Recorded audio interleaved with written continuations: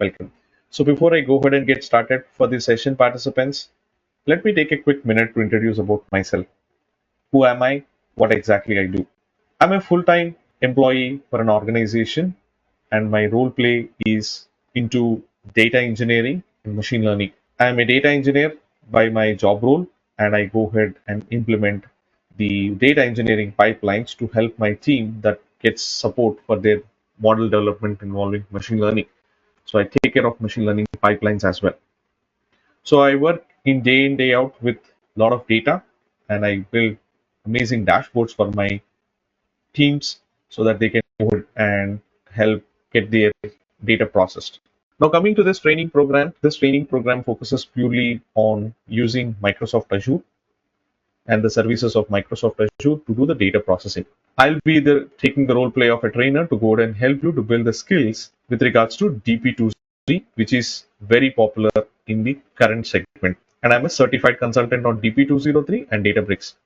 Having said that about myself, so participants, imagine a company gives you a call and asks you that we are looking forward to hire a data engineer like you. So first thing the company looks in is, are you certified by Microsoft? The first question many of the times that I see the interviewers, they'll ask you, we are looking forward to hire a certified consultant on data engineering. So they will ask you, are you certified? They'll not ask you certified by Siddharth or certified by anyone else. They'll ask you, how are you certified? Are you certified by Microsoft? So this brings us to a track called Microsoft Certified Examinations, which are given by the track name called DP203.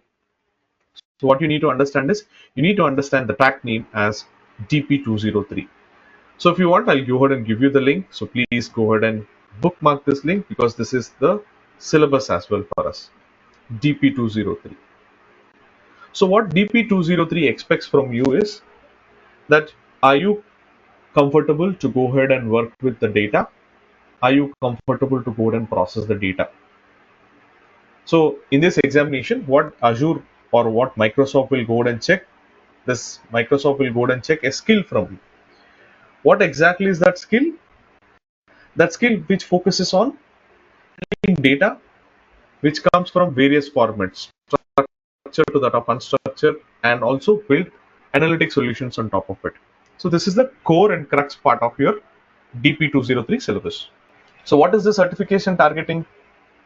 They'll go ahead and ask you if you are certified or if you are writing this exam. Are you good in handling data? What kind of data? Structured data and unstructured data, and then build solutions for it. Now, if you go ahead and look into this little more into the examination, what syllabus they'll ask you? The syllabus is, are you comfortable with data factory operations? Are you comfortable with Synapse operation? Are you comfortable with streaming, event hubs, data lakes, and Databricks? So these are the services that are required to be covered as part of. That's it. This is how the entire summary of your DP203 is taken up. If you learn this, you'll be able to go ahead and pass the exam. That's not a great deal. That's it. That's There's nothing beyond this. There are few services in Azure. You will go ahead and learn it. Okay. But now comes the real challenge. Assume that you got certified yourself. Microsoft has successfully gave you a certification that Siddharth is a certified Azure data engineer. So I'm looking for opportunities. The real struggle starts. Participants, everyone understand this. There is no guarantee that if you go ahead and pass the exam that you will be doing your job correctly or you will be doing outperforming your job. No, unless until you understand the real problem or the real job, you will not be able to go ahead and do even if you are certified. Participants, this is something which everyone have to understand. Correct me, everyone. Assume that you got certified today. Tomorrow or next week, you got an opportunity with another client where they are offering a job role for data engineer. Participants, do you think you will be able to do great in the job because you are certified? Participants, is there any guarantee that you will be doing great just because that you are certified? No one. You need experience. You need skill. You need understanding of the problem. You need understanding of the solution. That is where Siddharth comes in. So my role play people is that not only certification, I want you to understand the real world problem. The real world problem is how will you go ahead and work with the organization and what exactly the organization expects. So let's understand some real organization expectations by looking at some job related. So let's go ahead and look some job related queries and what exactly they expect with regards to an Azure data engineer. Participants, this is something which I'm going to go ahead and give you random. I don't want to go ahead and say that I have been making out, but I want to go ahead and make you understand first for a job role, Azure data engineer. So they are giving up some suggestions. So let's go ahead and look for options. I'm not trying to make or anything, but just I want to go ahead and spend time in understanding the JDs. So let's pick one option, Databricks. So company itself is Databricks. So let's do one thing. Let's look for directly the clients. So let's go ahead and look for a client. Much of them are mentioned on Databricks. So let's look at from an opportunity from a particular client. This will, yes. Now with regards to data engineer, no, they did not mention. I apologize. So I thought I have selected this. Let's remain on one job role. I see a lot of requirements are given on Databricks. So I just want to be sure that I have some requirements given from an IT company. So many job roles, but let's do one thing. Let's take this space out and let's go and only look for data engineer positions. Yeah, see a data engineer. Perfect. Quadrant is a company. I'm nowhere associated with Quadrant, but let's see if there is a requirement that you have received from a company like Quadrant. What are they expecting you to go ahead and handle as part of Azure Data Engineering? So if you look into their expertise or if you look into their requirements, first thing they mention, you are required to have experience with data factory. They mention the requirements to be with data factory. So why they are using data factory? Question. Let me tell you people for what reason they are using data factory. If you go to Microsoft and if you look into the data factory, data factory is a very popular service in Microsoft. A lot of companies are using data factory to build their what kind of pipelines? ETL pipelines. Now, what is ETL if you're not into data background? ETL means get your data from somewhere and transform your data in such a way that you can use it. The term ETL stands for extraction, transformation, and load for those people who are not from ETL background. So, why they go and do it? They need to bring data into Microsoft Azure. For example, I'll give you some examples that you can easily do. Let's say there is a client called Avibus. Avibus is one of the clients that I worked earlier, where we were able to go and build solutions around Azure Data Engineering using Azure Data Engineering. So let's assume that the team at Avibus wants to go and evaluate that how many people are trying to go and book a traveler using a discount called Orange 10. You want to do some analysis. So where exactly you expect them to pull the data from? They need to pull the data from the abibus.com. They are writing data into a database. So they need to get the data pulled from a database. Just for the example purpose, just imagine this Abibus is trying to go and write this data into a SQL database. Where exactly it is writing data into a SQL database. So if it is writing data into a SQL database, we need to get the data into Azure. So we need a data factory. What is data factory? Extract from your SQL data and load it into your data factory and then load it into the location where you want to process. So here the source is what? The source is Azure SQL DB or Oracle or some kind of source. So we are trying to get the source from Abibus and we are trying to get the data into data factory. So participants, have we been able to justify the role play of data factory? Now comes very interesting thing. You successfully got the data from the data factory and you started to go ahead build a solution for it. But one time you'll be able to do that. Next time Also, they want to bring data. Once again, they will call you, ask you to move the data. So what happens every time you are doing this? This becomes manual in process. You are doing it in manual process every time. So Microsoft Azure says, hey, in our data factory, we can offer you something called pipelines. So let me also give a note of what I am trying to go and highlight. So participants, imagine the setup is something like this. You have your client, let's say the client that you got hired for is some people. Okay. So what they want to do, they want to go and do analysis about the tickets by service provider, say Orange Travels. They want to go and see how Orange Travels is performing. So the code they gave, what was the code they gave? Orange 10. So they have a code called Orange number 10. This is the Orange number 10 they have. Now, where is the source? Source, as I mentioned, let's say it is stored in a database like an Oracle or a SQL database. Where are we required to go and bring data? The sink location, the location where we bring our data in data lakes. Or now for Azure, we will bring Azure storage, we will bring it. So I need now a pipeline. Pipeline from where? From source involving Oracle or the SQL DB that I said, and move this data to the sink involving Azure storage. Inside Azure, I will bring it. Why? I want to process it. Participants, the data is ready in the storage. Now let's call the next person, say, but he's more on the SQL programming part. He's into the SQL programming. Maybe he will write SQL. The same role play of a data engineer, maybe another data engineer who will work on programming that data. Or let's say you as a data engineer, you have to go and do programming with it. What is that programming?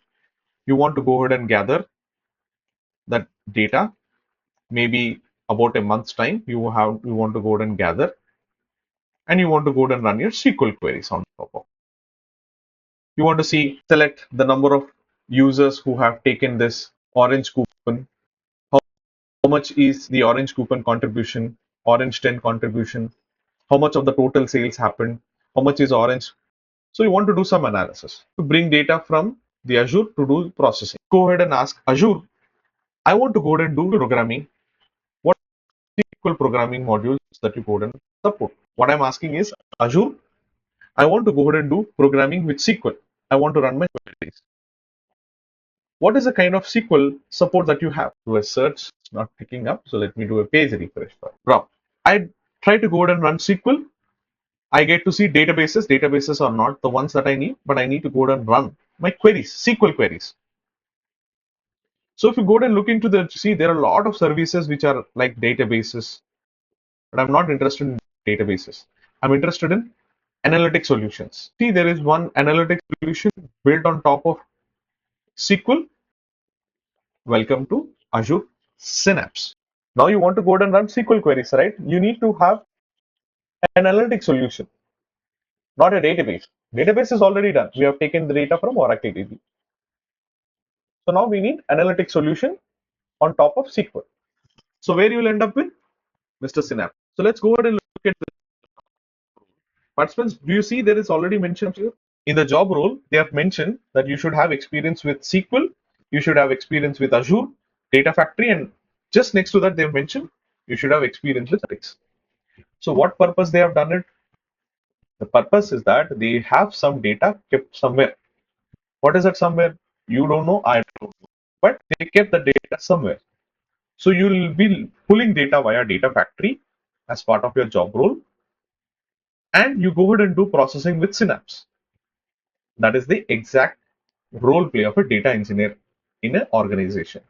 So as an example, what I said, pick up Abiba, look at their offers that they are offering. So we are the ones who consume. But as a data engineer, I need to sit back in the office, in the Aviva's office. The CEO of the company says, hey, I want to go ahead and analyze how coupons are performing, like Orange 10 coupon is performing. Go do the analysis of it. Is that coupons are attracting more, or people are claiming the coupons? Is the business getting more because of the coupons? Is the business getting down because coupons are not being? So he wants to do an analysis. So as a data engineer, if that role is given to me, I need to go ahead and get the data from the source. I need to go ahead and get the data. I need to build a pipeline which makes this possible. Maybe he'll ask me about a month's time, or maybe he'll ask me about, hey Siddharth, give me an average of 6 how the project is going. So for me to go ahead and answer his queries, I need to write a SQL program for it. I need to be ready with it. So in order to go ahead and do processing with it, I need to go ahead and do SQL programming with it. SQL programming, I'll end up in Azure Synapse. So connecting the dots, everyone, participants are able to connect the dots. Now you're able to see how Synapse will go ahead and help you to get the data pulled from your data factory. You can pull and bring it against Synapse and do the processing. So let me give you a very, very high level overview that how Synapse looks like. If you open up your Synapse participants, you see Synapse is available to go solutions with regards to SQL. They offer you with regards to it. So what they do, they go ahead and offer you solutions with regards to SQL. They offer you SQL based solutions where you can execute on a dedicated endpoint or a SQL endpoint, and you can run your SQL queries because they offer you the SQL tools. And that too, it is purely serverless. It's an amazing solution. Now, imagine another scenario comes to us. Now, the CEO of the company calls me and say, hey Siddharth, I want to go ahead and do analysis about the live data that is happening on how many bookings are happening. We want to go ahead and see how the sales are taking place from the last 1 month to about a year, or we want to see a track of the last 3 months. We want to see we want to go ahead and do analytics for the last 3 years, and we want to see the live data also. So participants, can't I can I go ahead and put a definition for all of you called data, called big data? Participants, I hope you can relate with the definition of big data. Now, one data is good, but imagine a big data where you have to go ahead and collect about 3 years of data, and that too from all the environments. For sure, this data is not going to be handled that much smoothly. So I need to go ahead and change my strategy. That means I cannot go ahead and rely only on SQL. So participants, this is how I'll make an entry into big data. Now, if this is big data, do we have any big data processing solutions now? Because in order to go ahead and do processing, SQL is okay. But beyond SQL, can I have any other tool in this regards? Now, what I'll do, I'll go ahead and look for big data processing tools. And when you look into the big data processing tools, or if you look for 10 big data processing tools, you'll see Apache Spark coming into picture. So Spark is now very popular in this category. It's been there for last 10 years. Earlier to that, Hadoop, people started slowly migrating to Hadoop, now into Apache Spark. So for you now to memorize, what is that you should memorize? Apache Spark. Now, let's get back into Microsoft and say, hey Microsoft, do you provide me any solutions with regards to Spark? I'm looking forward to go and use Spark. So participants, can you see it is offering Databricks as well as Synapse Analytics. Anyhow, we are already in the Synapse Analytics. Can you see people Apache Spark is being offered here? Participants, what are they offering you? Apache Spark. So if you look next to the Apache Spark, there is Databricks as a sequel to that of Apache Spark. And that is the reason people, if you carefully look at the role, they also mention that you should have experience with Azure Databricks. So they did not go ahead and say that, we are using Apache Spark or they're using SQL. No, they will not mention anywhere. They will mention the services they use. So if you look in carefully, What is that they are using? They're using SQL programming. That means they definitely will go ahead and use Synapse or Apache Spark, or might be using Databricks. So that is a job role, and that is what exactly in the job role they clearly mention. They are looking for data factory expertise, they are looking for Synapse expertise, they are looking for Databricks expertise. Why? Because they are using data factory to move your data. Processing, SQL programming. Processing for your big data, Apache Spark. Now the next part of the story is live data. Organizations today want to go and see the live. For example, what they want to do is they want to go and see on a, especially this happens in the organizations like booking companies or bus booking companies. They spend whole weekend in offices because a lot of booking happens on weekend. So they analyze the trends of the data, that where exactly most number of books are happening. If there is an issue, they want to go to. Someone is booking from say Bangalore and someone is traveling to Hyderabad. So they want to see how currently or what is the number of bookings they are currently having. To get to see what are the bookings that are happening from Bangalore to Hyderabad. Is there any trend they are expecting, any kind of failure that they are expecting? They want to do some analysis for it, live data they want to track. So if that is the case, I cannot go and say that, hey, in order to go and build it, I will go and give you the data after an hour or 2 hours, 3 hours or 6 hours. No, we need to build a live stream of data that can pull the data from that stream and write it. And that is where the next services in Microsoft Azure comes up called your streaming analytics, streaming hubs, live data. So what is the streaming hubs or streaming data? Streaming data is all about the data that you can collect live. Live data you can collect, you can bring. Even for the live data, the process remains the same. You can go ahead and extract the data from the live sources. You can transform the live sources. You can load the data into Synapse for live processing, or you can get the data pulled from the source. You can extract it, you can transform it, and you can load into Databricks for live streaming. Whether you are having data batch, that is offline data, or live data, you can still follow the same process. Extract it, transform it, load it, and drop it into Synapse or Databricks for further processing. Whether you use today offline data, which is batch, you will extract it from source and write it. Now let's imagine this live data, they will go ahead and keep it, the live data about the bookings. Let's assume that they're trying to go ahead and keep it inside uh, another database, live database. So I need to get the data pulled at the moment. As soon as it gets returned into the database, I need to pull the data from that database, process it, transform it, and write it into. So participants, the overall summary is that in this current real world scenario, whether you work on batch, whether you work on source, which is streaming, you will get to see Microsoft Azure playing a very vital role to get the data pulled via Data Factory, bring it into Synapse or Databricks. Batch data, streaming data.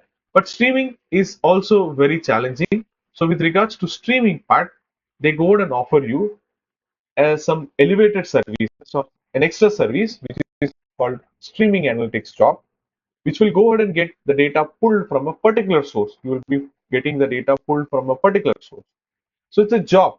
What is a job? Job is to pull the data from a source and bring it to a location.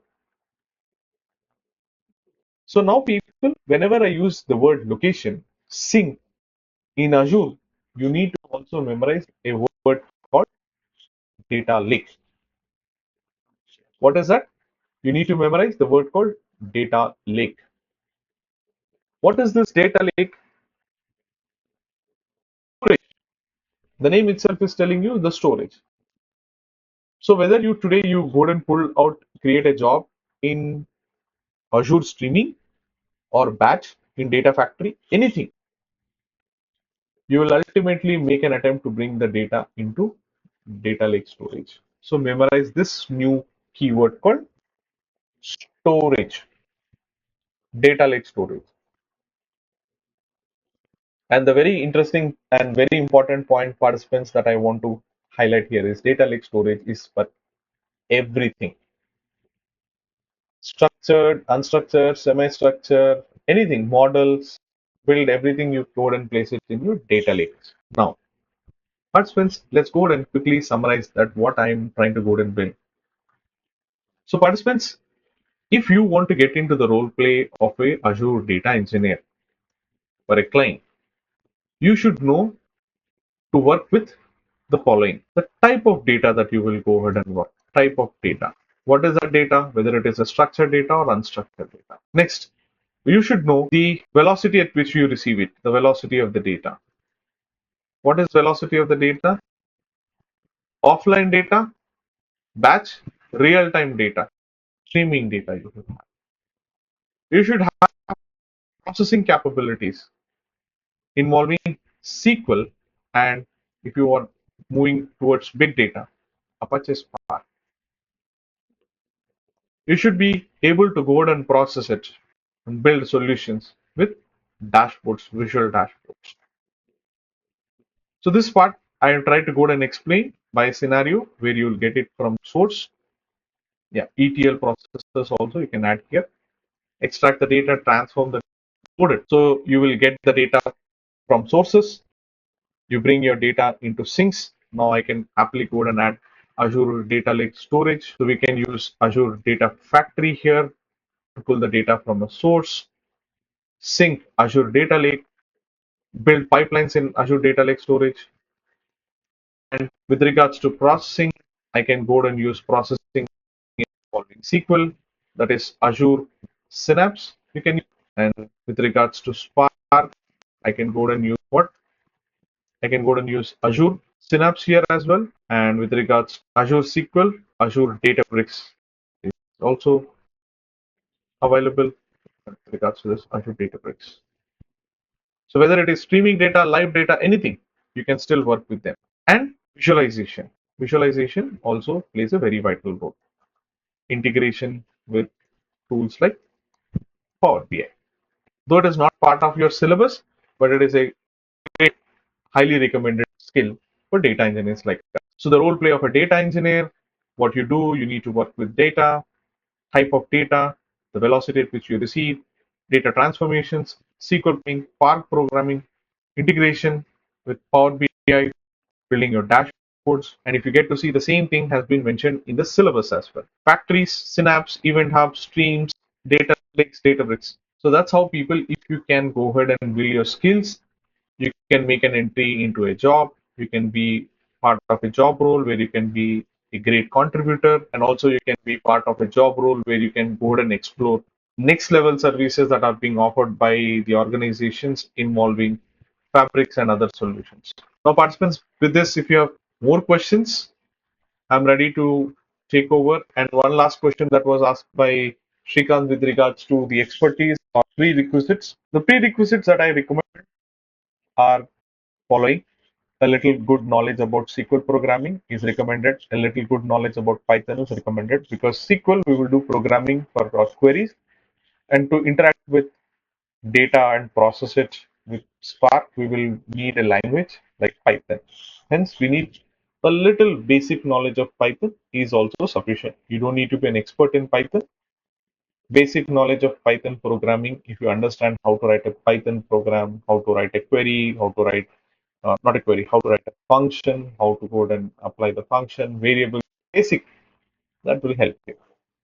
So I hope, Srikant and other participants, I hope you are now very clear with the prerequisites. If it is, if you have any So, questions more, please do let me know. when I'm looking at the certification, they're also asking about the Scala, right? So, do we need to have that one as well to complete the certification? Personally, I'll answer this way.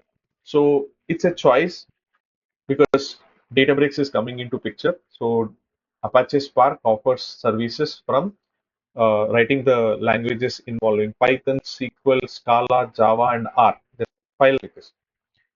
My suggestion is, if you have good knowledge in SQL and Python, still you can write your exam happily. So that will not become a blocker for you. All right. And for the job, do we also have to learn Terraform? No, Terraform is nowhere related to Databricks, or I mean to Okay. say DP203. Okay. Terraform is for those So, who are into infrastructure automation. okay, got it. So, next, while what we call it, when working with Hadoop or some other database, right? So, how are we going to deal with this one? I mean, just connecting it, or are we as data engineers expected to handle both the database as well as this one? How how is the job nature there? Because we have to work with a lot of databases, right? So get that confusion very clear. Clear your confusion. There are two things that you have to understand. What are the two things? OLTP versus OLAP. OLAP. Remember. So if you are into the data, you are generating a data needs to be generated, the transactions generated, the data is written into the data. That's database query, database performance. That's where database administration will happen. You are not into that segment. The segment where you are working on OLAP side, you are building analytic solutions.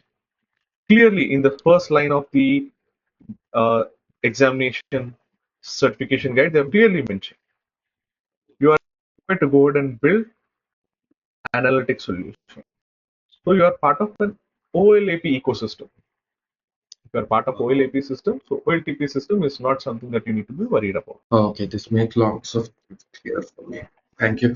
And for this certification, do you also provide some material or something? Or, I mean, if we are attempting certification after this course, do you have any notes or something like that, Siddharth? I mean, uh, No just ask. problem. I'll answer your question. See, if you go 10 years ago, somewhere around 10 Okay, years ago, this concept of notes would have been very, very appropriate.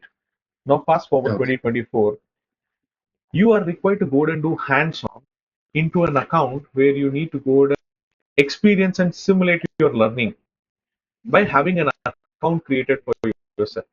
So my suggestion is if you go and regularly practice what we discuss in sessions, and if you can go ahead and practice over again and again with your own data sets, with your own practice, and spend a lot of time, you don't need any you don't need any what you call it as notes for it, because you are doing hands-on by yourself into which is the real-time experience that you will gather for yourself.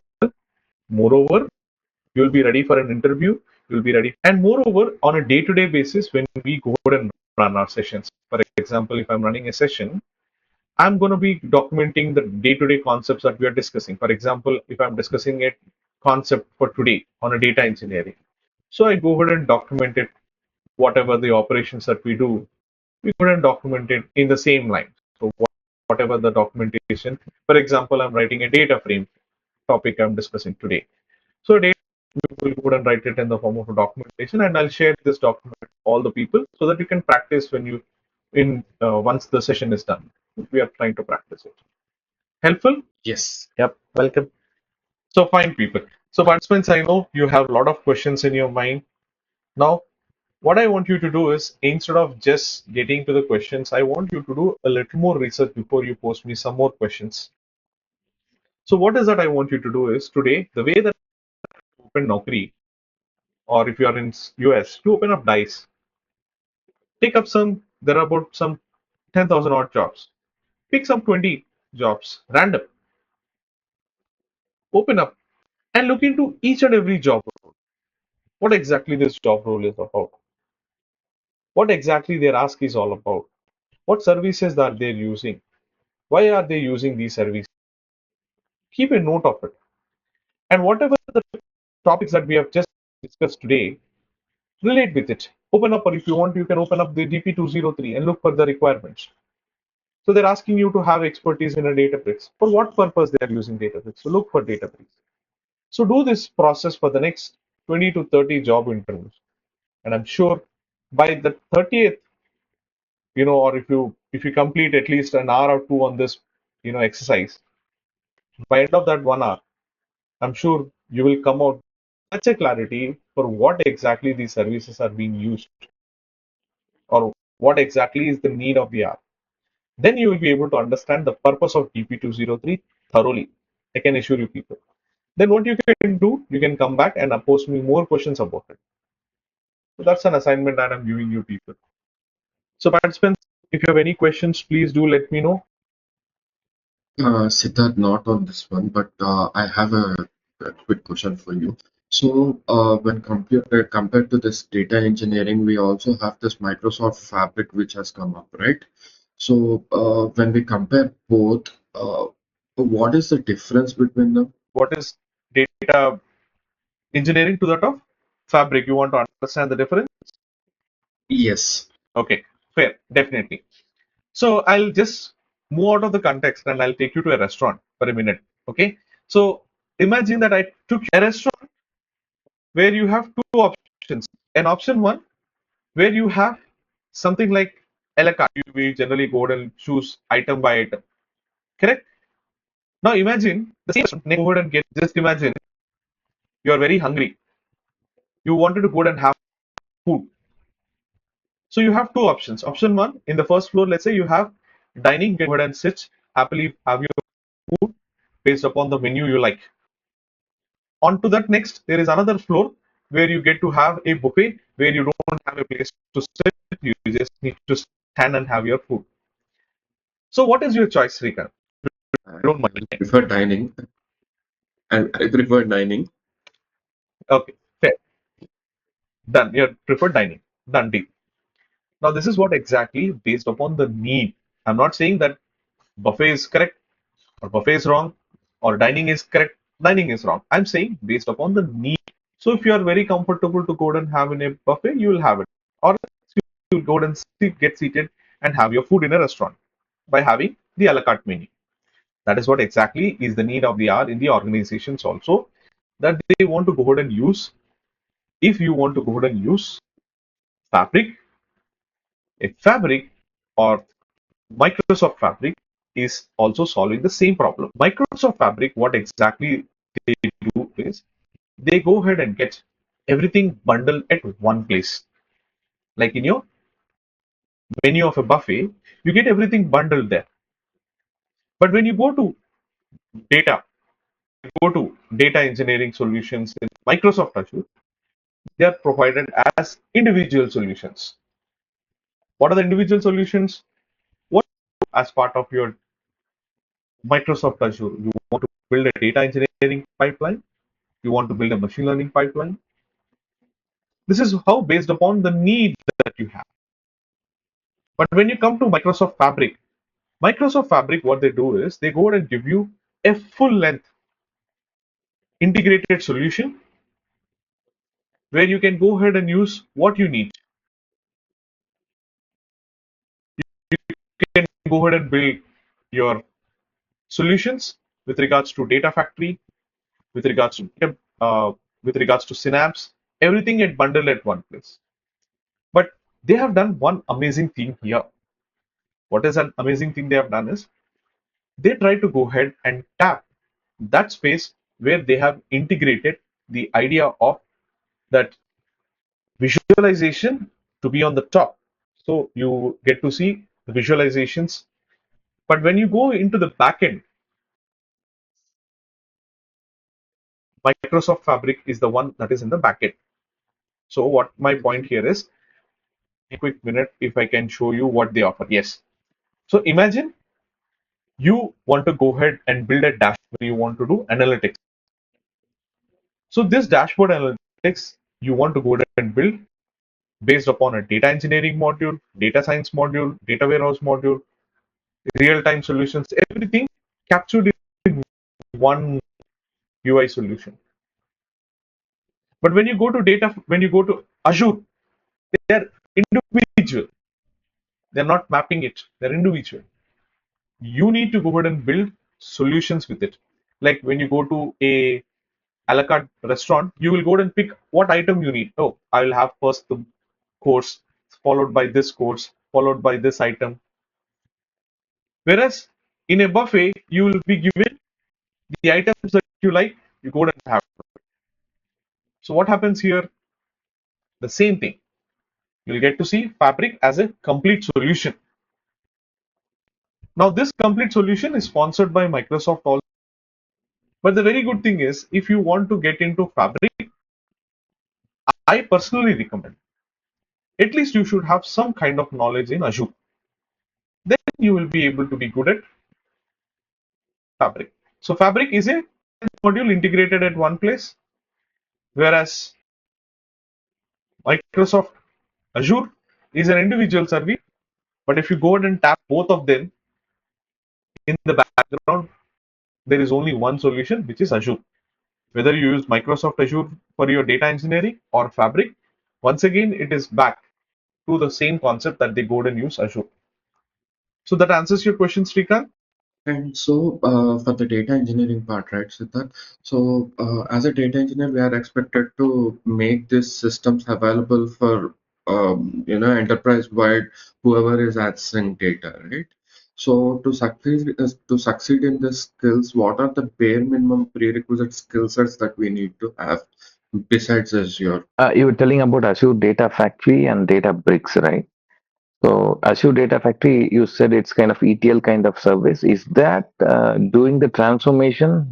That is Azure Data Factory, and Databricks is something which is used for storage. I'm a little confused there. Good, good. I was expecting that question, and I'm very happy that you asked me this question. Now, participants, very simple. Let's go ahead and break down this confusion. So, what I said, data factory to start. So, what does data factory will do? Data factory will go ahead and transport your data, extract your data. Meanwhile, all the data in the real world is not going to be useful for me.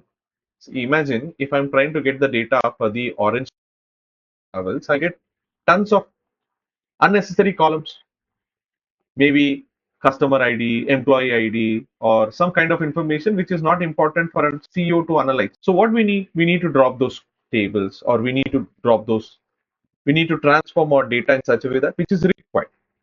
So we need to also have expectation from Azure that Azure, can you be in a position to go and help me to do necessary transformations? Azure says yes. So in Data Factory also, we'll be able to go and do the necessary transformations. Why? Because it is purely an ETL service. So the moment the word ETL comes in, so Data Factory can go ahead and help you to extract your data as well as transform data, as well as it has to go ahead and load it where you want. So it has to stand by its to name, right? Same, it will help you to extract your data, and as well as load your data to the location where you. Hope that explains the question. First part of your question, saying Yes. you brought the data to the sink location. You placed it at a location. I think data will follow Newton's first law of inertia. What does law of inertia says?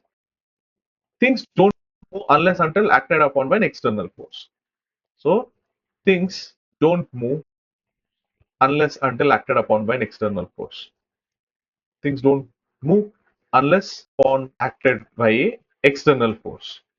So we need something or a force or someone to go ahead and move our data in such a way that we should get some meaningful insights about it. See, I cannot go ahead and present to my CEO of the company, hey, this is the table that you are asked me, right? Here is the table. The next thing he will do is he'll fire me up. So what he's expecting, a great visual dashboards he's expecting, so that he can go ahead and look into the data like a pie chart or a bar chart, some great visual dashboards. So to build those dashboards, I need to do processing. So if I have to do processing, either I have to be dependent on SQL or I have to be dependent on Spark. So these are very popular processing engines. So the processing engines I have highlighted involving Synapse and then Databricks. So you mean through this ADF, we are not loading the actual needed data. We might be loading some kind of semi-raw data there. From that, whatever needed for the actual reporting or the dashboard purpose, we will extract it from that large data sets into kind of a subset of data. That's done by Synapse or Databricks. Is my understanding correct? Correct. So you have your data, you clean your data, now the data is ready.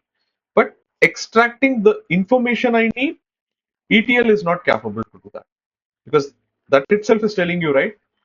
I'm extracting, transforming, and loading.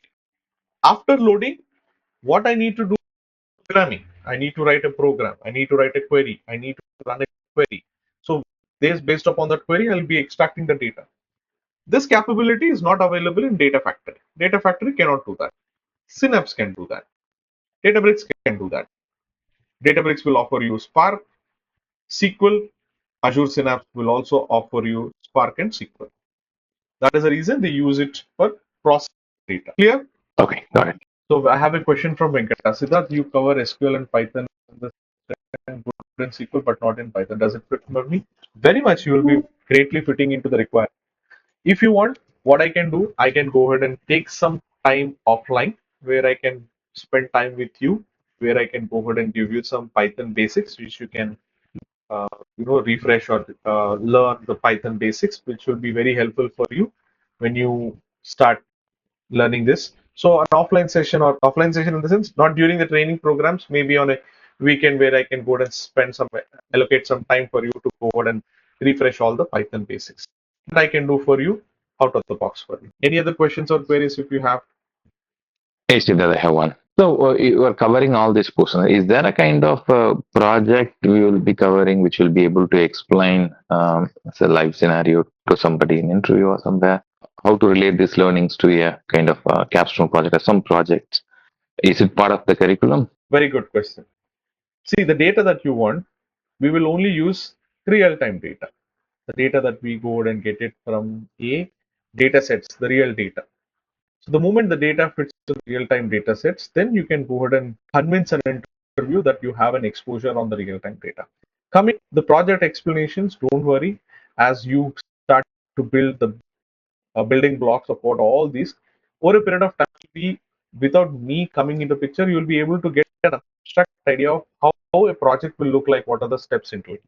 So to reach to that point, first I would request you to thoroughly practice along the running sessions. And then what I can go and do is I'll go and give you a full length session where I can show you a integrated module of all these services put together and give you a complete project explanation. That I will take it to the concluding part of the sessions. Okay, perfect. Clear? Welcome.